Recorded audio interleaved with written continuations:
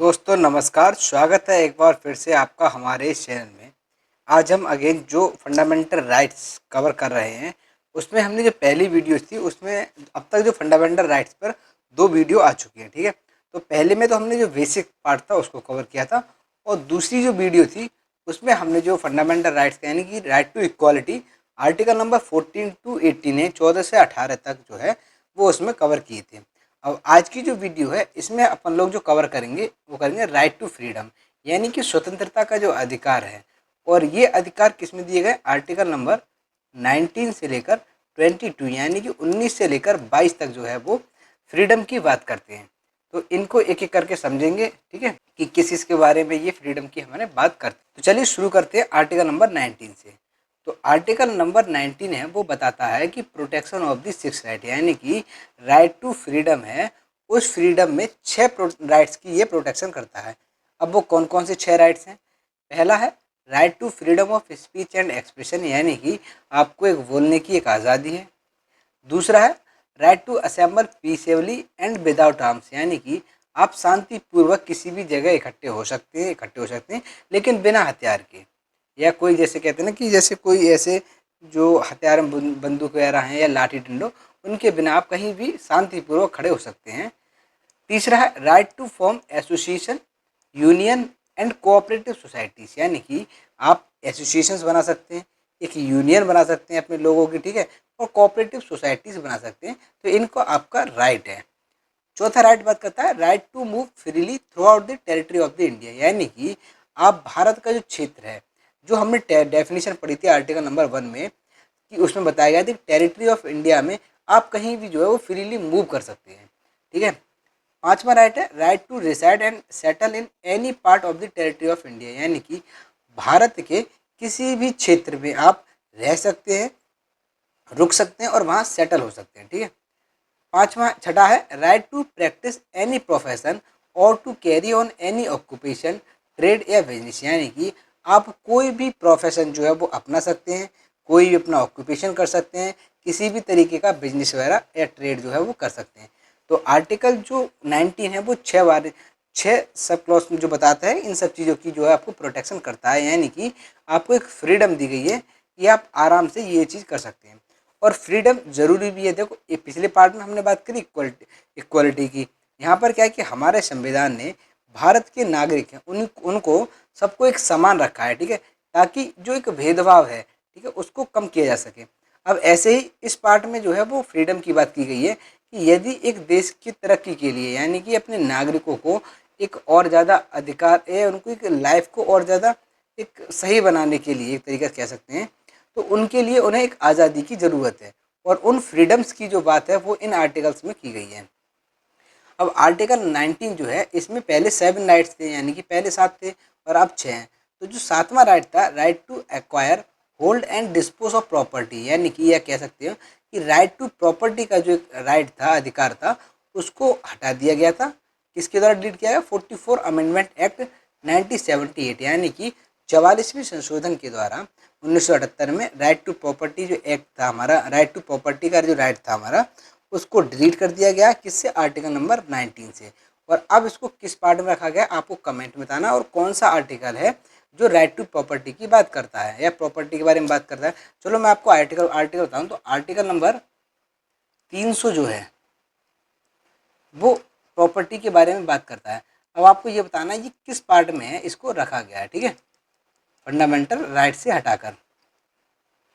आगे हम बात करें तो जो अभी 6 फंडामेंटल राइट्स हैं are protected against only state actions, यानी कि एंड नॉट प्राइवेट इंडिविजुअल्स, यानी कि ये जो अधिकारों की बात की गई है वो एक स्टेट के अगेंस्ट की गई है, यानी कि आप जो सरकार है, एक राज्य है, उसके अगेंस्ट इन 6 अधिकारों का आप यूज़ कर सकते हो। लेकिन इसका मतलब ये नहीं है कि आप किसी भी प्राइवेट इंडिविजुअल के अगेंस्ट इनका यूज़ करो। जैसे मान लो अगर हम बात करें कि फ्रीडम ऑफ स्पीच है कि हमें एक बोलने की एक आज़ादी है। अब हम किसी भी हमारे जो पड़ोसी है उसको गाली गलौज कर रहे हैं या उसको अनाप शनाप बोल रहे हैं, तो और उससे ये कहना है कि ये तो हमारा अधिकार है, तो ऐसा नहीं है, ठीक है। आप देखो जितनी एक राइट आपको दिया गया है उतना ही उससे दिया गया है। तो इसका मतलब ये नहीं कि आप जो राइट्स दे दिए गए तो आप जो मर्जी वो, आपको ये है कि अपनी जो बात है एक सरकार के अगेंस्ट, एक उसकी जो एक्शंस हैं ठीक है, उसके आगे जो भी आपके विचार हैं उसको बोलने की आपको आज़ादी दी गई है, ना कि किसी प्राइवेट इंडिविजुअल के लिए। इसीलिए ये जो राइट्स हैं अवेलेबल हैं only to the citizens and to share holder of a company but not to the foreigner और लीगल पर्सन लाइक कंपनीज और कॉरपोरेशन। यानी कि ये जो सभी राइट्स हैं वो सिटीजन्स के लिए, भारतीय नागरिकों के लिए, किसी भी दूसरे विदेश के नागरिक हैं उनको लिए नहीं दिया गया है। दूसरी बात, जो लीगल पर्सनस होते हैं उनको भी, जैसे कंपनीज हैं, कॉरपोरेशन हैं, इनको भी नहीं दिया गया है।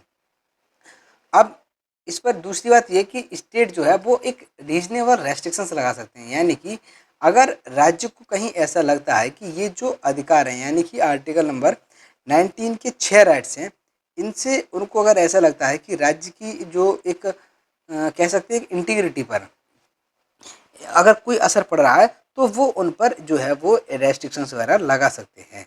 ठीक है, अब शुरुआत करते हैं कि पहले क्लॉज से। Sub clause freedom of speech and expression, यानी कि जो बोलने की एक आज़ादी है और अपने विचारों को व्यक्त करने की आज़ादी है उसके बारे में। तो ये बताता है कि हर एक जो नागरिक है भारत का, उनको एक अधिकार दिया गया है कि जो भी उनके अपने विचार हैं उन विचारों को सामने रख सकता है, और वो भी विचार होंगे किसके अगेंस्ट, स्टेट की एक्शन, यानी कि राज्य की जो गतिविधियां हैं उनके अगेंस्ट जो भी अपनी बातें हैं उनको वो खुली तौर पर सबके सामने रख सकता है। अपने कोई भी एक्शंस पर विचार रख सकता है, belief, convictions freely by word of mouth, यानी कि या तो सीधे तौर पर मुंह से बोलकर, या वो लिखकर, या किसी प्रिंटिंग के माध्यम से, या पिक्चर बनाकर, या किसी अन्य तरीके से, जैसा वो उचित समझे राज्य की जो एक्शंस के अगेंस्ट अपने विचार है उनको रख सकता है। अब सुप्रीम कोर्ट ने स्पीच ऑफ एक्सप्रेशन है, इसमें कुछ पार्ट बताए गए हैं कि वहाँ पर ये माना जाएगा कि एक व्यक्ति जो है वो अपने विचारों को रख रहा है। जैसे right to propagate one's views as well as views of the other, यानी कि एक व्यक्ति को अपने विचार और अपने दूसरों के जो विचार को रखने का जो अधिकार है वो एक freedom of speech and expression का ही एक पार्ट है। फ्रीडम ऑफ प्रेस भी है, वो किसी में आता है, इसी पार्ट में आता है। फ्रीडम ऑफ कॉमर्शियल एडवर्टाइजमेंट, आपने देखा होगा कि जैसे जो कंपनीज हैं या जो अलग अलग तरीके के अपने अपने एडवर्टाइजमेंट करते हैं, तो इस एडवर्टाइजमेंट के माध्यम से वो अपने प्रोडक्ट के बारे में कुछ जानकारी देना चाहते हैं। ठीक है, तो ये भी एक राइट है। Right against tapping of telephone conversation, right to telecast, that is government has no monopoly on the electronic media. Right against bandh called by a political party और ऑर्गेनाइजेशन, यानी कि जो बंद वगैरह लगाए जाते हैं, यानी कि जो राजनीतिक पार्टीज हैं, आपने देखा हो कि आज भारत बंद है। ठीक है, जैसे कि पीछे बिल आया था जो मोटर व्हीकल एक्ट था, तो उस पर क्या है कि ट्रक ड्राइवर्स थे, उन्होंने पूरी तरीके से क्या है कि बंद का आंदोलन कर दिया था, एक आह्वान करा था। तो ये भी एक स्पीच एंड एक्सप्रेशन का ही पार्ट है। Right to know about government activities, यानी कि देखो सबसे इम्पोर्टेंट राइट है ये जी, कि सरकार की जो भी गतिविधियाँ उनको एक जानने का अधिकार है। देखो अगर जान सरकार से जितनी ज़्यादा जवाबदेही होगी उतनी ही जो सरकारें होंगी वो रेस्पॉन्सिबल होगी, और एक सिटीजन्स हैं उनके राइट्स का जो एक कह सकते हैं ना वायलेशन होगा वो बहुत कम होगा। तो हमें एक तभी तो कहा जाता है कि हमें अपने राइट्स हैं या जो हमारे संविधान में एक पर्सन्स के राइट्स दिए गए हैं, तो उन सभी के बारे में पता होना चाहिए, ताकि हम जो है एक सरकार अपनी मनमानी तरीके से काम ना करें और उसको रोकने के लिए अपनी जो विचार हैं या उनसे उनकी जो भी एक्टिविटीज़ है उनके बारे में उनसे जानकारी लें। Freedom of silence is also a part of the freedom of speech and expression. Next है right against imposition of pre censorship on the newspaper, यानी कि जो न्यूज़पेपर होते हैं, अखबार वगैरह होते हैं, उन पर सेंसरशिप वगैरह लाई जाती है, तो उसको भी बंद करने के संबंध में हमारे अधिकार हैं। राइट टू डिमॉन्स्ट्रेशन और पिक्टिंग वट राइट, यानी कि हमें क्या है जुलूस वगैरह निकालने की या किसी भी चीज़ को अगेंस्ट अपनी जो एक आवाज़ है वो उठाने का, साथ में लेकिन but not right to strike, यानी कि हड़ताल करने का अधिकार नहीं है। अब देखो यहाँ पर एक ये वर्ड दिया गया स्ट्राइक। स्ट्राइक का मतलब क्या है कि जैसे कभी भी स्ट्राइक की जाती है तो इसमें ना केवल हम अपनी जो बात है या अपनी जो बात मनवाने के लिए किसी भी दूसरी बॉडी के सामने उसको मजबूर करें, साथ ही साथ हम दूसरे जो पर्सन है उनको एक परेशानी भी इसमें पैदा हो जाती है स्ट्राइक में। जैसे सपोज करो अभी हड़ताल कर दी और हड़ताल में क्या सब चीज़ें बंद कर दी जाती हैं। अब ऐसे में जो हॉस्पिटल्स वगैरह अगर बंद कर दिए जाएंगे तो कोई भी जो एक इमरजेंसीज वगैरह है या पेशेंट है उनका क्या होगा, उनको तो बहुत ज़्यादा दिक्कत का सामना करना पड़ेगा। तो इसमें ये बताया कि स्ट्राइक जो है वो एक फंडामेंटल राइट नहीं है, यानी freedom of speech and expression का पार्ट नहीं है, लेकिन जो डिमॉन्स्ट्रेशन वगैरह किए जाते हैं ये इसका पार्ट है। तो इस तरीके से हमने जो है वो 7-8 है ये एक सब टॉपिक्स देखे जिन जो बताते हैं कि ये freedom of speech and expression इनको हम कह सकते हैं। अब इन सब पर जो राज्य जो होते हैं, स्टेट, वो रेस्ट्रिक्शंस लगा सकते हैं। अब वो कब लगाते हैं? जब किसी भी एक राज्य को ऐसा प्रतीत होता है कि भाई जो व्यक्ति को स्पीच और एक्सप्रेशंस की फ्रीडम दी गई है, उससे उस राज्य की या स्टेट की सोवर्जिनिटी यानी कि संप्रभुसत्ता और इंटीग्रिटी यानी कि उसकी जो अखंडता है उस पर या राज्य की सुरक्षा पर जो है वो एक असर पड़ सकता है, ठीक है, या उसको खतरा है। तब ऐसे ग्राउंड पर राज्य जो है वो आर्टिकल नंबर 19 है उस पर जो है वो रेस्ट्रिक्शंस लगा सकते हैं। नेक्स्ट है फ्रीडम ऑफ असेंबली। दूसरा सब क्लॉज है कि फ्रीडम ऑफ असेंबली यानी कि हम जो है एक एकत्रित हो सकते हैं, ठीक है। Every citizen has the right to assemble peacefully and without arms यानी कि हम बिना किसी हथियार के एकत्रित हो सकते हैं किसी भी स्थान पर। इसका मतलब क्या है कि हम कहाँ पर इकट्ठे होंगे? केवल और केवल पब्लिक मीटिंग्स पर, यानी कि पब्लिक पैलेस पर पब्लिक मीटिंग कर सकते हैं, डिमॉन्स्ट्रेशन कर सकते हैं और टेक आउट द प्रोसेसन्स। इस freedom can be exercise only on public land and the assembly must be peacefully and the unarmed. यानी कि ये जो फ्रीडम है, फ्रीडम ऑफ असेंबली हमें जो बताती है, ये केवल और केवल कहाँ की जाएगी? पब्लिक लैंड पर, यानी कि जो सरकारी संपत्ति है। किसी भी ऐसा नहीं है कि प्राइवेट है, कोई भी व्यक्ति है उसके घर जाके इकट्ठे हो गए और वहाँ ज़बरदस्ती कर लेकर के, लेकिन क्या है कि हमारा तो ये राइट है कि हम यहाँ पर भी अपनी जो सभा वगैरह करेंगे, तो ऐसा नहीं कर सकते आप। क्या है कि पब्लिक प्लेस जो है वहाँ पर आप बैठकर असेंबल हो सकते हैं, लेकिन बिना किसी हथियार के और शांतिपूर्वक। अगर किसी भी तरीके की कोई भी एक हिंसा वगैरह अगर देखी जाती है या कुछ अन्य तरीके की घटनाएं देखी जाती हैं, तो ऐसे में लॉ एंड ऑर्डर को मेंटेन करने के लिए जो स्टेट है वो एक्शन वगैरह ले सकती है और फ्रीडम पर, ऐसी जो फ्रीडम है असेंबल की, इस पर जो है रेस्ट्रिक्शंस वगैरह लगा सकती है ताकि जो आम पब्लिक है उनको कहीं भी असुविधा ना करनी पड़े, ठीक है। यानी कि सेक्शन नंबर 144 यानी कि जो CPC criminal CrPC criminal procedure code 1973 का सेक्शन नंबर 144 क्या कहता है कि जहाँ पर किसकी बताई जाती है? एक तो कहते हैं कि धारा 144 लगा दी गई है।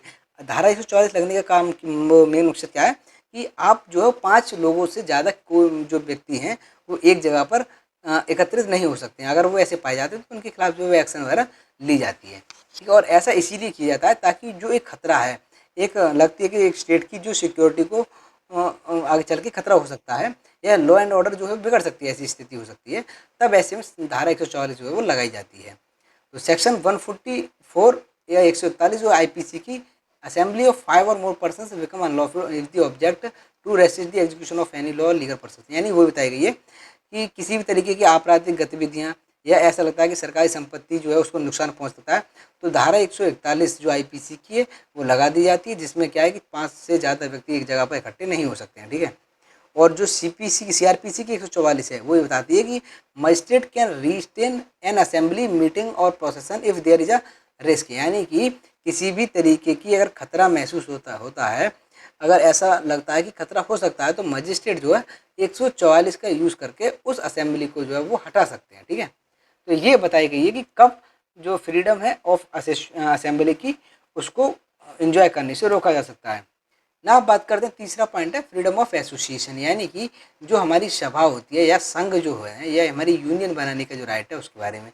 तो हर एक नागरिकों को एक अधिकार दिया गया कि वो एसोसिएशन बना सकते हैं, यूनियन बना सकते हैं या कोऑपरेटिव सोसाइटीज़। कोऑपरेटिव सोसाइटीज़ क्या है कि देखा आपने, सहकारी जो समितिस होती हैं, यानी कि कुछ पर्सनस आए और उन्होंने मिलकर एक सोसाइटी बनाई और ये सोसाइटी जो है वो अलग अलग फील्ड में काम करती है। जैसे अगर हम बात करें आजकल लोन के मामले में, घर घर जाकर जो लोन वगैरह दी जाती है या समूह चलाए जाते हैं, तो इस तरीके की सोसाइटीज़ वगैरह भी बनाई जा सकती हैं।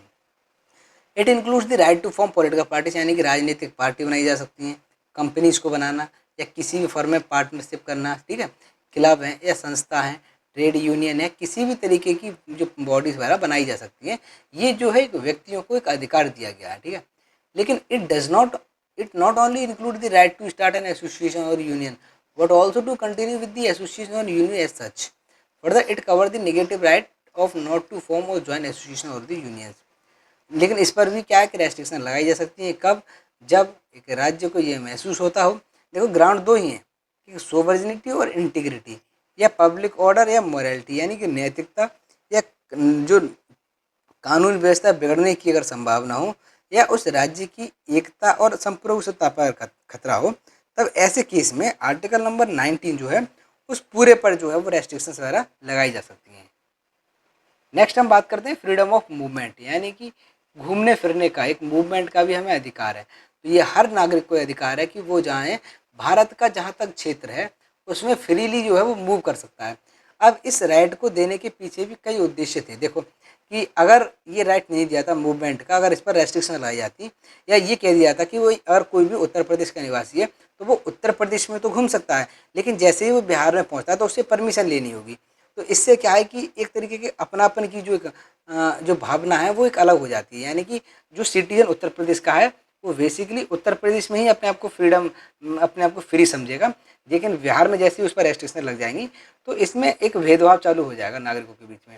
तो इसीलिए कि एकता, मतलब पूरे देश को एक समान समझा जाए, तो इसीलिए इस राइट को दिया गया था कि वो व्यक्ति जो हैं, जो घूमने फिरना चाहते हैं, मतलब जो मूवमेंट करना चाहते हैं, वो आराम से पूरे देश में जहाँ तक भारत का क्षेत्र है वहाँ तक वो मूवमेंट अपना कर सकते हैं, मूव कर सकते हैं। ठीक है, this right underline the idea that India is a बने, यानी कि ये वही बताता है कि इंडिया जो है एक यूनिट है और उसके यहाँ तक की बात है उसके नागरिक भी है वो एक है। इसीलिए वो कहीं भी जो है बिना किसी भेदभाव के आराम से घूम सकते हैं, ताकि इससे हमारी जो राष्ट्र की जो फीलिंग्स है उसको भी बढ़ावा मिल सके। लेकिन इस पर भी दो ग्राउंड्स पर रेस्ट्रिक्शन लगाई जा सकती हैं। अब वो कौन कौन से दो ग्राउंड है? एक तो the interest of general public and protection of interest of any schedule tribe, यानी कि दो चीज़ें किस बारे में बताइए। एक तो कि जनरल पब्लिक के हित में। अब जनरल पब्लिक क्या है? जैसे सपोज करो अभी हमारा प्रेसिडेंट हाउस है, भाई राष्ट्रपति भवन है, ठीक है। अब तुम जाते हो घूमने फिरने और तुम कहते हो कि भाई ये हमारा एक राइट है आर्टिकल नंबर 19 कि हम फ्रीली मूव कर सकते हैं। तो ऐसा तो है नहीं भाई, अगर वहाँ पहुँच जाएंगे और तो फिर इसमें तो प्रेसिडेंट की कोई सिक्योरिटी नहीं रहेगी। तो ऐसे ग्राउंड पर यहाँ पर रेस्ट्रिक्शन लगाई जा सकती है। दूसरी क्या है? शेड्यूल्ड एरियाज, भाई उनका एक कल्चर अपना अलग है और उनके कल्चर को एक मेंटेन करने के लिए यहाँ पर रेस्ट्रिक्शन लगाना ज़रूरी है। कि देखो अभी हम देखें, हम या जो शेड्यूल ट्राइब से अलग पीपल्स हैं या आज की जो मॉडर्न में एक बहुत ज़्यादा चेंज आ चुका है, लेकिन इनकी लाइफ स्टाइल में एसटीज वालों की अभी भी वो चेंजेस नहीं हैं। तो इनका जो कल्चर बना रहे इसीलिए उस एरिया में रेस्ट्रिक्शन लगाई जाती हैं, ताकि ये अपने आप को जो है वो सिक्योर जो है वो महसूस कर सकें।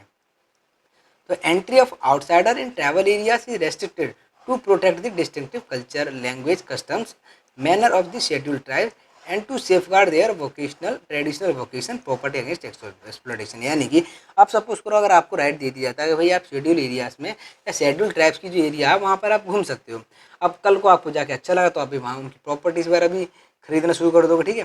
तो इस तरीके से तो उनकी जो कल्चर है वो बहुत ज़्यादा डाइल्यूट हो जाएगा, इसीलिए जो है इसको रोका जाता है।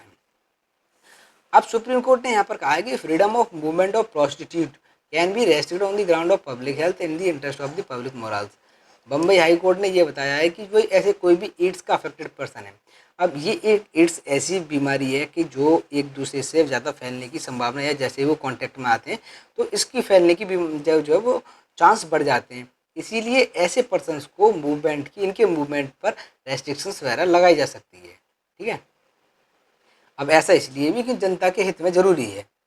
दूसरी बात, फ्रीडम ऑफ मूवमेंट जो है वो दो बारे में बताता है, दो चीज़ की, मतलब फ्रीडम कैसी है मूवमेंट की। एक तो वो इंटरनल, इंटरनल का मतलब है जब आप देश के अंदर अंदर घूम रहे हैं, ठीक है। मतलब जहाँ तक भारत का क्षेत्र और भारत का संविधान लागू होता है वहाँ तक तो अगर घूमते हैं तो ठीक है। लेकिन आप जैसे ही देश के बाहर जाते हैं और वापस अपने देश आते हैं, ठीक है, एक तो ये राइट होता है। तो आर्टिकल 19 हमारी ये बात करता है कि आप अगर देश में अगर घूम रहे हैं तो आपको बिल्कुल फ्रीडम है कि आप कहीं भी घूम सकते हो। लेकिन जैसे ही आप देश से छोड़ते हैं यानी कि बाहर जाते हो, ठीक है, तो आर्टिकल 19 वहाँ पर अप्लाई नहीं होता है। वहाँ पर जो अप्लाई होता है वो आर्टिकल नंबर 21 होता है, यानी right to life and personal liberty, कि जीवन जीने का अधिकार या जीवन का अधिकार और एक व्यक्ति की स्वतंत्रता का अधिकार जो है वो इसमें आता है। नाउ नेक्स्ट बात करते हैं फ्रीडम ऑफ रेसिडेंस, यानी कि आप कहीं भी रह सकते हैं, बिल्कुल घूम सकते हैं, सेटल हो सकते हैं किसी भी पार्ट में टेरिटरी की। लेकिन अगर हम बात करें किसी भी पार्ट का मतलब ये नहीं है कि आप किसी पार्ट का मतलब ये भी है कि आप कहीं भी, ठीक है, टेम्परेरी तौर पर भी रुक सकते हैं और परमानेंट भी सेटल हो सकते हैं, ठीक है। चाहे आप कहीं के भी निवासी, जैसे उत्तर प्रदेश का कोई रहने वाला है तो वो अगर कल को जाए तो तमिलनाडु में रहना चाहे कुछ समय के लिए तो वहाँ भी रह सकता है, परमानेंट अगर रहना चाह रहा तो परमानेंट भी रह सकता है, ठीक है। तो वहाँ पर ऐसी कोई बाउंडेशन वगैरह नहीं लगाई गई है कि आप यूपी के हो तो आप तमिलनाडु में नहीं रह सकते। लेकिन the right is intended to remove internal barriers within the country और between any of it parts. This promote नहीं, यानी कि वही है कि एक नेशनलिज्म की जो भावना है उसको प्रमोट करने के लिए एक व्यक्ति को राइट दिया गया कि आप कहीं भी घूम सकते हो, कहीं भी सेटल हो सकते हो, ठीक है। लेकिन इस पर भी स्टेट जो है वो रेस्ट्रिक्शंस लगा सकती है। क्या? एक तो शेड्यूल्ड ट्राइब्स, दूसरा general public and protection of the interest, यानी कि जो हित है, मतलब सरकार जो है जनरल पब्लिक के हित में ऐसी जगह पर रहने के लिए, जैसे सपोज करो आप पहुँचते हो और एक ऐसी एरिया में रहने की कोशिश करते हो, जैसे अगर हम बात करें गवर्नमेंट की प्रॉपर्टीज है, ठीक है, जैसे रेलवे स्टेशन वगैरह है, अगर आप चाहते हो कि रेलवे स्टेशन पर जाकर रुको और वहीं पर परमानेंट सेटल हो जाओ, तो ऐसा नहीं हो सकता, ठीक है, क्योंकि वो एक पब्लिक के हित में सही नहीं होगा। और शेड्यूल्ड एरियाज की इसलिए क्योंकि उनका जो कल्चर है वो डायल्यूट नहीं हो जाए। तो ये उसके बारे में बात करता है। नेक्स्ट है freedom of profession. Freedom of profession यानी कि आप कोई भी प्रोफेशन जो है वो एडॉप्ट कर सकते हो, ठीक है। तो सभी नागरिकों को एक अधिकार है कि वो प्रैक्टिस कर सकते हैं कोई भी प्रोफेशन या कोई भी ऑक्यूपेशन, बिजनेस वगैरह वो कर सकते हैं। अब इस राइट का मेन उद्देश्य यही है कि as it covers all the means of earning one's livelihood, यानी कि एक नागरिक को अपनी जीवन याचिका चलाने के लिए जिन संसाधनों की ज़रूरत होती है या ऐसे संसाधन जिससे वो एक अपनी अर्निंग्स वगैरह कर सके, तो वो सभी काम जो है वो कर सकता है, ठीक है। लेकिन यहाँ पर अगेन स्टेट वो रेस्ट्रिक्शन लगा सकती है। वो ये कि the interest of the general public, the state is empower to the prescribe. यहाँ पर क्या आगे कुछ चीज़ें बताई गई हैं कि ये स्टेट को एक पावर देता है कि वो प्रेस्क्राइब कर सकते हैं प्रोफेशनल और technical qualification necessary for practising any profess और carrying on any occupation, trade या बिजनेस, यानी कि कोई भी आप व्यवसाय करना चाहते हैं या कोई भी व्यापार करना चाहते हैं, तो उसमें कुछ चीज़ों की जो रिक्वायरमेंट होती है, कुछ क्वालिफिकेशन लगा सकती है। जैसे आप सपोज करो आप मेडिकल की किसी भी फील्ड में जाना चाहते हो, ठीक है, तो स्टेट जो है वो आप पर एक बाउंडेशन लगा देगी कि वही जो पर्सन MBBS कर रखे हैं या जो MBBS क्वालिफाइड हैं और जिन्होंने स्टेट के में अपना एक लाइसेंस ले रखा है, वही केवल जो है वो इस चीज़ को प्रैक्टिस वगैरह कर सकते हैं। ठीक है, तो इस तरीके की जो रेस्ट्रिक्शंस हैं वो स्टेट लगा सकते हैं। दूसरा है carry on by itself any trade, business, industry या service whether to the exclusion complete और partial of the citizen otherwise, यानी कि अपने एक राज्य के जो नागरिक हैं, ठीक है, उस राज्य के उनको पूर्णतः या कुछ छूट देने के साथ साथ में भी ऐसा कुछ प्रोविजंस वगैरह बना सकते हैं। लेकिन thus no objection can be made when the state carry on trade, business, industry, service either as a monopoly और in competition with any citizen, the state is not required to justify its monopoly, यानी कि यहाँ पर वो बताएंगे कि इसका उद्देश्य ये नहीं है कि यदि स्टेट को ये पावर दी गई है कि वो रेस्ट्रिक्शन या क्वालिफिकेशन वगैरह लगा सकती है, तो इसका मतलब क्या है कि वो मोनोपोली करेगी, यानी वो अपने राज्य के जो नागरिक हैं उनको बढ़ावा दे, जबकि दूसरे के नागरिक जो हैं अगर वो किसी राज्य के उसमें व्यवसाय करना चाहते हैं तो उन पर जो है कुछ रेस्ट्रिक्शंस लगाए, तो नहीं, ऐसा वो नहीं करेंगे। This right does not include the right to carry on profession, trade, business और ऑक्यूपेशन दैट इज इमोरल या डेंजरस, यानी कि इस राइट्स में भी अब ऐसा नहीं है कि जैसे सपोज करो अभी मैंने ऊपर बताया आपको, एक व्यक्ति को या एक नागरिक को अपने जीवन चलाने के लिए जिन जिन संसाधनों की ज़रूरत होती है जिससे वो अर्निंग कर सके, वो अपना सकता है। तो इसका मतलब ये नहीं कि कोई व्यक्ति पकड़े कि बच्चे जो है महिलाएं और बच्चों को ट्रैफिक, यानी कि उनको खरीद और बिक्री करे और उसमें कह दे कि मैं इनको बेच कर जो है वो जो रेवेन्यू जनरेट हुई उससे अपनी जीवन याचिका चला रहा हूँ, तो ऐसा नहीं है। मतलब एक ऐसा व्यापार या ऐसा बिजनेस नहीं होना चाहिए जो कि इमोरल हो, एक डेंजरस हो, यानी कि डेंजरस का मतलब यहाँ पर ये भी कि आप जैसे विस्फोटक सामग्री का बिक्री कर रहे हैं, तो ठीक है, ये एक डेंजरस कैटेगरी में है। तो the state can absolutely prohibit this और regulate them through the licence, यानी कि जो राज्य जो होते हैं ऐसी इन गतिविधियों को पूर्णतः ही जो प्रतिबंध लगाते हैं और उनको रेगुलेट करते हैं कि लाइसेंस, मतलब क्या है कि स्टेट जो है वो इन फील्ड्स पर एक लाइसेंस वगैरह जो है वो इशू करते हैं और जो लाइसेंस एक्वायर्ड पर्सन होंगे वही जो है वो बिजनेस वगैरह ये कर सकते हैं। ना हम बात करते हैं सेकंड राइट की, यानी आर्टिकल नंबर 20, जो किसकी बात करता है कि protection in respect of conviction for offence, यानी कि यदि कोई भी व्यक्ति या कोई भी एक नागरिक किसी भी अपराध में दोषी अगर ठहराया जाता है तो उसको उस संदर्भ में सुरक्षा का जो है वो अधिकार है, ठीक है। तो आर्टिकल नंबर 20 क्या है, ग्रांट करता है प्रोटेक्शन। प्रोटेक्शन किसे? उस अपराधी को, एक्यूज्ड पर्सन को। अब ये एक्यूज्ड पर्सन चाहे सिटीजन हो, चाहे फॉरिजनर हो, चाहे एक लीगल पर्सन हो, यानी कि एक कंपनी या कॉरपोरेशन हो, ठीक है। अब इसमें 3 प्रोविजंस की बात करता है, क्या पे?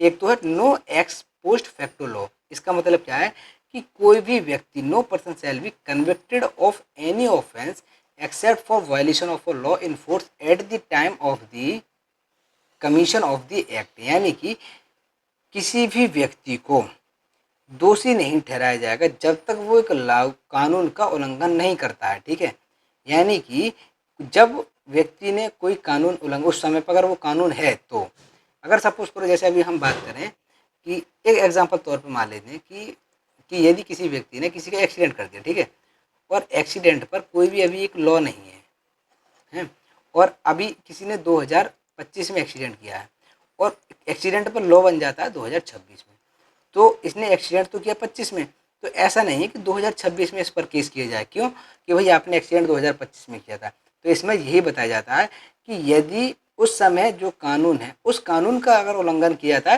तभी उसको दोषी ठहराया जाएगा, अन्यथा नहीं।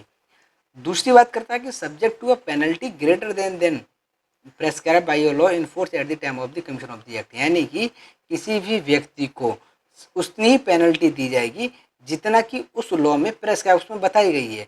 उस समय जब उसने उल्लंघन किया, उस कानून को तोड़ा है, तो उसमें जो जो प्रावधान है, जितनी पेनल्टी बताई गई है उतनी ही ली जाएगी, उससे ज़्यादा नहीं ली जा सकती। तो ये है no ex post facto law. दूसरा है no double double jeopardy से क्वेश्चन पूछे जाते हैं कि डबल जियो पार्टी का मतलब क्या है, कि किसी भी पर्सन को, no person shall be prosecuted and punished for the same offence more than the once, यानी कि कोई भी व्यक्ति किसी भी अपराध के लिए या किसी भी ऑफेंस के लिए एक से ज़्यादा बार उसको दंडित नहीं किया जाएगा। नो डबल जियो पार्टी। तीसरा है नो सेल्फ इंक्रिमिनेशन, यानी कि किसी भी व्यक्ति को अपने ही अगेंस्ट, यानी कि उसको फोर्स नहीं किया कि वो गवाह बने या वो उसे ज़बरदस्ती कहा जाए कि भाई अपने जो है वो जुर्म जो है वो कबूल करे। तो नो सेल्फ इंक्रिमिनेशन, यानी कि एक एक्स पोस्ट फैक्टो लॉ है is one that impose penalty retrospective that is upon act already done and which increase the penalty for such act, यानी कि इस पर यह बताया गया है कि जो आपने एक्ट किया है, मतलब जो आपने उल्लंघन किया, उस पर जो पेनल्टीज है उसमें वो आप पर लगाई जाएगी। The enactment of such a law is prohibited by the first provision of article number 20। This limitation is imposed only on criminal law and not on the civil law or tax law. In other words, a civil liability or a tax can be imposed retrospectively, यानी कि civil और tax में क्या है कि इसमें जो कानून है वो समय समय पर बदलते रहते हैं और उसमें जो भी बदलाव किए जाते हैं तो उसी के हिसाब से टैक्स वगैरह भी पे करना होता है। Further this provision prohibit only on conviction और sentence under the ex post facto criminal law and not a trial law. यहाँ पर मतलब वही बताया गया है कि जो एक्स पोस्ट फैक्टो लॉ है वही क्रिमिनल लॉ में जो है वो बेसिकली लागू होता है और उसके ट्रायल्स में वगैरह में लागू नहीं होता है। ठीक है, ना हम नेक्स्ट बात करते हैं आर्टिकल नंबर 21, यानी कि protection of life and personal liberty. Very very important, यानी कि एक व्यक्ति के जीवन की सुरक्षा और उसकी जो पर्सनल लिबर्टी है, यानी कि उसकी जो स्वतंत्रता की बात करता है। आर्टिकल नंबर 21 हमें बताता है कि कोई भी person, no person shall be deprived of his life of और personal liberty except according to the procedure established by law, यानी कि किसी भी व्यक्ति से उसका जीवन नहीं छीना जाएगा या उससे जो पर्सनल उसकी लिबर्टी, एक आज़ादी है, वो नहीं छीनी जाएगी, किसके सिवाय according to the procedure establish by the law, यानी कि जो कानून स्थापित है उसके अलावा किसी भी व्यक्ति से उसकी जो अभिव्यक्ति है, लिबर्टी है या उसका जीवन है, उससे नहीं छीना जाएगा। अब ये जो राइट्स है वो दोनों के लिए ही अवेलेबल है, चाहे वो नागरिक हमारे देश का हो चाहे किसी दूसरे देश का नागरिक हो। जैसे कि गोपालन केस 1950, उसमें सुप्रीम कोर्ट ने कहा है, कुछ इंटरप्रिटेशन दिया है आर्टिकल नंबर 21 को लेकर, यानी कि protection of life and personal liberty को लेकर। उसमें ये कहा गया था कि ये जो राइट है वो अवेलेबल है against the arbitrary executive actions and not from the legislative actions, यानी कि जो एक एग्जीक्यूटिव जैसे हम कह सकते हैं कि जैसे पुलिस वगैरह है, पुलिस क्या है कि अपने एक मनमाने तरीके से किसी व्यक्ति को शक को उठा लाई और उसको मारा तोड़ा जेल में डाल दिया, ठीक है, तो और या फिर क्या है कि पता लगी कि उसका एनकाउंटर ही कर दिया और बाद में पता लगी कि केस चला और केस में जो सुप्रीम कोर्ट ने शायद कोई सा भी कोर्ट है उसने ये डिक्लेयर कर दिया कि वो पर्सन तो भाई इनोसेंट था, उसकी तो कोई गलती नहीं थी। तो ये उन्हीं की एक्शंस को रोकने के लिए आर्टिकल नंबर 21 जो है वो कॉन्स्टिट्यूशन में हमारा जोड़ा गया था। अब this is because of the expression procedure establish by the law in article 21 which is different है from the expression due process of law, यानी कि दो चीज़ें इसमें बताई गई हैं। एक तो ये है कि procedure establish by the law, दूसरा है ड्यू प्रोसेस ऑफ लॉ। ठीक है, अब ड्यू प्रोसेस ऑफ लॉ जो किसमें है वो है अमेरिका के कॉन्स्टिट्यूशन में। Hence, the validity of a law that was prescribed a procedure cannot be questioned on the ground that the law is unreasonable, unfair और अनजस्ट। दूसरी बात, सुप्रीम कोर्ट ने यहाँ पर यह भी कहा था कि जो पर्सनल लिबर्टी है, इसका मतलब है केवल liberty relating to the person और बॉडी ऑफ द इंडिविजुअल, यानी कि एक व्यक्ति और उसकी बॉडी जो है उससे ही रिलेटेड है, ठीक है। लेकिन मेनका गांधी के केस में 1978 में सुप्रीम कोर्ट ने अपना जो पहले का जजमेंट था उसको ओवर रूल कर दिया था गोपाल केस का, और यहाँ पर एक वाइडर इंटरप्रिटेशन बताई थी, यानी आर्टिकल नंबर 21 को और ज़्यादा डिटेल में बताया। उसने कहा था कि दैट की जो right to life and personal liberty है किसी भी व्यक्ति की can be deprived by a law provided the procedure prescribed that the law is reasonable, fair and just. यहाँ पर यह कहा गया है कि किसी भी व्यक्ति का जो जीवन है, राइट टू लाइफ और पर्सनल लिबर्टी है, वो ली जा सकती है, लेकिन किसके द्वारा? एक कानून के द्वारा, और वो कानून जो है वो एक फेयर होना चाहिए, रीजनेबल होना चाहिए और जस्ट होना चाहिए, ठीक है, जायज़ हो कह सकते हैं। तो आप किसी भी व्यक्ति की जो पर्सनल लाइफ है या लिबर्टी है वो ले सकते हैं। कि यहाँ पर दूसरी बात मैं कह रहा था, अमेरिका का जो एक एक्सप्रेशन है ड्यू प्रोसेस ऑफ लॉ, उसको यहाँ पर जो है वो जोड़ दिया गया है। In fact the protection under article 21 should be available not only against arbitrary executive action but also against arbitrary legislative action, यानी कि जो प्रोटेक्शन जो प्रोवाइड की गई है आर्टिकल 1 में वो अवेलेबल है आर्बिट्रेरी एक्शन, यानी कि राज्य की जो मनमाने तरीके से एक्शन होती है उसके, ना कि लेजिस्लेटिव एक्शंस के। यहाँ पर सीधे तौर पर आप ये कह सकते हो कि आर्टिकल नंबर 21 जो है वो राइट टू लाइफ और पर्सनल लिबर्टी की बात करता है, लेकिन ये बात करता है कि जो राज्य जो होते हैं उनकी मनमानी, एग्जीक्यूटिव जो है उनकी मनमानी ये एक्शंस होते हैं, उनको रोकने के लिए इस आर्टिकल को जोड़ा गया है संविधान में। Article number 21 is not merely confined to the animal existence, yes survival, but it include within its ambit the right to life with human dignity and those aspect of life which go to make a man's life meaningful, complete, worth living। यानी कि इसका मतलब यही है कि एक जीवन जीने का अधिकार या जीवन का अधिकार का मतलब एक मान सम्मान से जीवन जीना, ठीक है, या वो सभी जो एक्सपेक्ट करता है एक लाइफ में वो सभी एक व्यक्ति को मिलनी चाहिए, ठीक है। पर्सनल लिबर्टी का मतलब वही है कि it covers a variety of rights that go the constitute the personal liberties of a man. एक व्यक्ति की एक लिबर्टी, एक स्वतंत्रता की, और स्वतंत्रता किसी भी एक फील्ड में नहीं अपना नापी जा सकती, तो इसका मतलब है इसका एक वाइडर सेंस निकालें तो एक व्यक्ति को एक जिन जिन फील्ड में जब जब उसे ज़रूरत पड़े तब उसे ये महसूस ना हो कि उस पर एक रेस्ट्रिक्शन लगाई गई है, ठीक है। अब इसमें सुप्रीम कोर्ट ने कुछ डिटेल में बताया किन किन पॉइंट्स पर रखा गया है कि ये जो है वो आर्टिकल नंबर 21 की अंडर आएंगे। क्या क्या है? जैसे एक जीवन जीने का अधिकार और बिल्कुल क्या डिग्निटी के साथ, आर्टिकल नंबर 21 का पार्ट है, ठीक है। एक डिसेंट एनवायरनमेंट, यानी कि एनवायरनमेंट बढ़िया हो जिसमें पॉल्यूशन फ्री वाटर हो, ठीक है, एयर हो, प्रोटेक्शन अगेंस्ट हजार्डस इंडस्ट्रीज, जीवन जीने का अधिकार, प्राइवेसी का अधिकार, शेल्टर का अधिकार, हेल्थ का अधिकार, right to free education up to 14 year of age से 14 साल तक के जो बच्चे हैं उनको इस फ्री शिक्षा हो, ये भी एक जीवन का अधिकार है।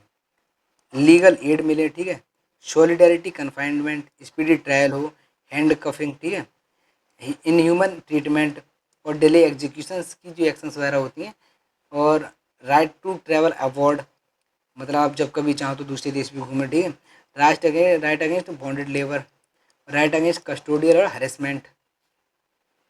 तो ये जो है वो लगभग 35 करीब राइट्स बताए गए हैं जो आर्टिकल नंबर 21 यानी कि राइट टू लाइफ, एक जीवन और एक व्यक्ति की स्वतंत्रता पर के बारे में बताते हैं। नेक्स्ट बात करते हैं हम राइट टू एजुकेशन, यानी कि शिक्षा का अधिकार। अब ये राइट टू एजुकेशन है, ये पहले फंडामेंटल राइट्स में नहीं था, यानी कि आर्टिकल नंबर जो राइट टू फ्रीडम है उसमें नहीं था, ठीक है। तो इसको बाद में जोड़ा गया था। आर्टिकल नंबर 21 जो है वो कब जोड़ा गया? 2002 में 86 कॉन्स्टिट्यूशनल अमेंडमेंट के द्वारा इसको जोड़ा गया था। ये जो बात करता है ये करता है कि 6 से 14 साल के जो बच्चे हैं उनको स्टेट जो है वो एक एजुकेशन प्रोवाइड कराएगा, यानी कि स्टेट को एक कंपलसरी एक ड्यूटी लगाई गई है कि आप अपने नागरिकों को, नागरिक मतलब अपने यहाँ की जो बच्चे हैं 6 से 14 साल को, उनको शिक्षा जो है वो जरूर प्रोवाइड कराएंगे। ये इनका एक फंडामेंटल राइट्स है, ठीक है। इसकी इसीलिए 2002 में जोड़ा गया था ताकि जो एक हमारा एक उद्देश्य है कि सभी जो है वो शिक्षित हों, यानी कि जब भी सब शिक्षित होंगे तभी तो देश आगे बढ़ेगा। तो इसी उद्देश्य से ये जो प्रोविज़न है इसमें एक जोड़ा गया है। दूसरी बात, ये the constitution contain the provision for the free and compulsory education for child under article 15 of the, यानी कि पहले ये जो अमेंडमेंट, मतलब जो अमेंडमेंट करने से पहले ये जो राइट टू एजुकेशन था, इसको स्टेट डीपीएसपी में रखा गया था, यानी कि पार्ट जो 4 है डीपीएसपी का, उसका आर्टिकल नंबर 45 में रखा गया था। तो अभी भी ये 45 में है कि वहाँ पर स्टेट की ड्यूटी लगाता है, लेकिन साथ ही साथ इसको एक फंडामेंटल राइट्स भी बना दिया गया है। और दूसरी अगर बात करें तो ऐसा नहीं कि ये एक ऐसा आर्टिकल है, आर्टिकल नंबर 21A, कि ये तीनों में मिलेगा आपको। कहाँ पे? फंडामेंटल राइट्स में भी मिलेगा, ठीक है, डीपीएसपी पे भी मिलेगा, और दूसरा फंडामेंटल ड्यूटीज़ में भी। यानी कि ऐसा नहीं है कि केवल तुम्हारा अधिकार है, तुम्हें एक अधिकार दिया गया है, साथ में एक स्टेट पर ड्यूटी लगाई गई है, और साथ में एक ड्यूटीज़ मतलब जो फंडामेंटल ड्यूटीज़ है, यानी कि पेरेंट्स जो है, वे अभिभावक जो हैं, उनका भी एक कर्तव्य है कि वो भी क्या है कि अपने जो बच्चे हैं उनको एक सरकार के द्वारा जो भी एक जो शिक्षा वगैरह के जो अवसर दिए जाते हैं उसको अपने बच्चों तक पहुंचाएं। नेक्स्ट बात करते हैं protect against arrest and the detention, यानी कि अरेस्ट और डिटेंशन के संबंध, इसके विरुद्ध भी प्रोटेक्शन का अधिकार है। तो आर्टिकल नंबर 22 जो है वो बताता है कि protection to a person who are arrested और डिटेन, यानी कि जो व्यक्ति अरेस्ट कर लिए गए हैं या जिनको जेल में रखा गया, डिटेन करके रखा गया है, तो उनको प्रोटेक्शन वगैरह दी जाएगी। प्रोटेक्शन दो तरीके की होती है, ठीक है, डिटेंशन दो तरीके की, यानी किसी व्यक्ति को जो एक प्यूनिटिव और प्रिवेंटिव। अब प्यूनिटिव डिटेंशन का मतलब क्या है? Is to punish a person for an offence committed by him after trial और कन्विक्शन इन अ कोर्ट, यानी कि किसी भी व्यक्ति ने कोई अपराध किया है, ठीक है, और उस अपराध का ट्रायल चला है कोर्ट में, और फिर कोर्ट ने उसको व्यक्ति को दोषी ठहराया, तो उसके बाद जब उसको कस्टडी में भेजा जाता है तो उसको कहते हैं प्यूनिटिव डिटेंशन। जबकि दूसरी जो है प्रिवेंटिव डिटेंशन, इसका मतलब है कि detention of a person without trial and conviction by a court, यानी कि बिना कोर्ट और ट्रायल के किसी भी व्यक्ति को डिटेन कर लेना। अब ऐसा क्यों किया था, किस उद्देश्य है कि यदि सपोज करो किसी भी ऐसे पुलिस प्रशासन है उसको शक हुआ कि ये जो व्यक्ति है ये ऐसा कोई काम कर सकता है जिससे कि जो लॉ एंड ऑर्डर पर खतरा हो या किसी भी व्यक्ति की जो जान को खतरा हो, तो उसे शक के आधार पर जो है उसे डिटेन कर सकते हैं, ताकि जो अपराध वो करने जा रहा है उससे रोका जा सके। यानी कि उसका पर्पस होता है not to punish a person, उस पर्सन को दंडित करना नहीं, बल्कि जो ऑफेंस है, but to prevent him from committing an offence in the near future, यानी कि भविष्य में वो जो ऐसा अपराध ना करे, उसे रोकने के लिए उसे पहले ही जो अरेस्ट कर लिया था, इसको कहते हैं प्रिवेंटिव डिटेंशन, ठीक है, यानी कि सस्पेंशन के आधार पर उसको डिटेन कर लेना। तो आर्टिकल नंबर 22 है, इसमें दो पार्ट्स हैं। पहला जो पार्ट डील कराता है कि एक ऑर्डिनरी लॉ के संबंध में, दूसरा है प्रिवेंटिव डिटेंशन लॉ में। यानी कि पहला जो है ordinary law, article 22 confer the following rights on a person who is arrested detain under, यानी कि कोई भी व्यक्ति जो एक सामान्य कानून के अंतर्गत जिस व्यक्ति को गिरफ्तार किया गया है, तो उसके क्या राइट्स हैं? Right to be inform of the ground of arrest, यानी कि उस व्यक्ति को बताया जाएगा कि भाई आप किस ग्राउंड्स पर या किस आधार पर आपको जो है वो अरेस्ट किया जा रहा है। दूसरा उसका राइट होगा right to consult and to can and be defended by a legal practitioner, यानी कि उस व्यक्ति को जो भी उसका लीगल प्रैक्टिशनर हो, यानी कि जो वकील वगैरह हो जो उसका डिफेंड करे, ठीक है, उसको मतलब केस वगैरह है जो न्यायालय में उसकी तरफ से पेर भी करे, तो वो उससे कंसल्ट कर सकता है, ये उसका राइट है। दूसरा right to be produce before a magistrate within the 24 hour including the journey time, यानी कि जो व्यक्ति जो गिरफ्तार किया गया है उसको मजिस्ट्रेट के सामने पेश करना होगा, और कितने 24 घंटे के अंदर अंदर उसे पेश करना होगा। नेक्स्ट है right to release after 24 hours unless the magistrate authority authorise further detention, यानी कि अगर जो भी एक्शंस वगैरह लेते हैं, ठीक है, या जो मजिस्ट्रेट साहब हैं वो डिटेंशन वगैरह की आगे की या कह सकते हैं हम डिटेन वगैरह नहीं करते हैं, तब जो 24 घंटे के बाद उसे छोड़ दिया जाएगा। नेक्स्ट है the safeguard are not available to enemy alien and person arrested और डिटेन अंडर प्रिवेंटिव डिटेंशन, यानी कि जो अभी हमने राइट्स पढ़े थे ये केवल उन्हीं पर्सनस को हैं जो ऑर्डिनरी लॉ के अकॉर्डिंग जिन पर्सन को अरेस्ट किया गया है, ठीक है, लेकिन प्रिवेंटिव डिटेंशन के केस में ये जो राइट्स है वो उस पर्सन को नहीं दिए जाते हैं। तो सुप्रीम कोर्ट ने कहा है कि that the arrest and detention in the first part, यानी कि ऑर्डिनरी जो लॉ के अंतर्गत यदि किसी व्यक्ति को अगर पकड़ा जाता है, उसे कैद किया जाता है, तो article 22 do not cover the arrest under the order of the court, civil court, arrest of the failure to pay the income tax या deportation of the arrive. They apply only to an act of a criminal या quasi criminal nature और some activity prejudice on public interest, यानी कि किसी भी आपराधिक मामले में है तो उसी के संबंध में ये अप्लाई होगा। अब दूसरा जो पार्ट है यानी कि प्रिवेंटिव डिटेंशन है, article 22 grant protection to a person who are arrested और detain under a preventive detention law. This protect is available to both the citizen as well as the alien. यानी कि यहाँ पर अगर किसी कोई भी व्यक्ति, चाहे वो नागरिक हो या किसी विदेशी नागरिक हो, ठीक है, किसी दूसरे देश का नागरिक हो, यदि उसको प्रिवेंटिव डिटेंशन या प्रिवेंटिव डिटेंशन लॉ के अंतर्गत उसको डिटेन किया गया है तो उसके पास कौन से होंगे? तो the detention of a person can not exceed 3 months unless advisory board report sufficient cause for the extended detention. यानी कि ऐसे केस में ज़्यादा से ज़्यादा उस व्यक्ति को 3 महीने तक जो है उसको कैद किया जा सकता है। ठीक है, अगर 3 महीने के बाद उसको कैद करा जा रहा है तो जो बोर्ड जो होगा या जो उसकी जो सुनवाई कर रहा होगा उसी की रिपोर्ट के आधार पर उसे आगे का समय बढ़ाया जाएगा, अन्यथा 3 महीने बाद उसे छोड़ दिया जाएगा। दूसरा, the ground of detention should be communicated to the sorry एक मिनट